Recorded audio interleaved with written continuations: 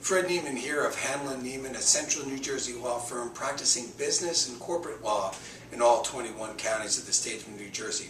Our topic today is covenants not to compete, also known as agreements against competition, and finally, restrictive covenants. I want you to know it's a difficult subject matter. The cases are all over the place.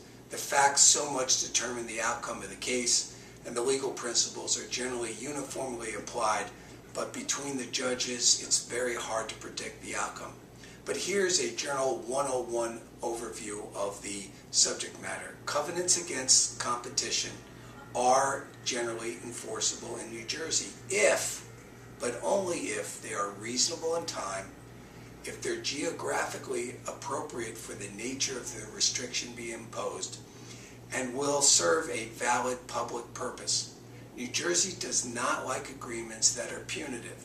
New Jersey does not like agreements that serve only to protect a business or an employer against competition.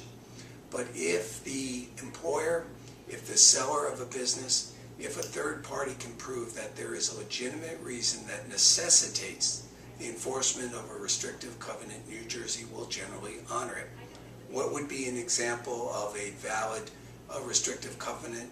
Well, the thing that comes to mind first is trade secrets or proprietary information or agreements between the seller of a business and the buyer of a business, where the buyer fully expects to be able to successfully transition the business to avoid competition from the former owner, which has built up goodwill over many decades. Each case, as I indicated, is fact sensitive. You find these cases mostly in the employment context and, as I said, in the sale of businesses and in franchise agreements. And for you franchisees, the law is definitely in transition. Each year you're starting to find more and more dissents and more cases which are closely examining these restrictive covenants, particularly in the franchise context. So I want you to give us a call. Let us take a look at your particular restrictive covenant. We can tell you whether we think, generally speaking, they're enforceable or unenforceable.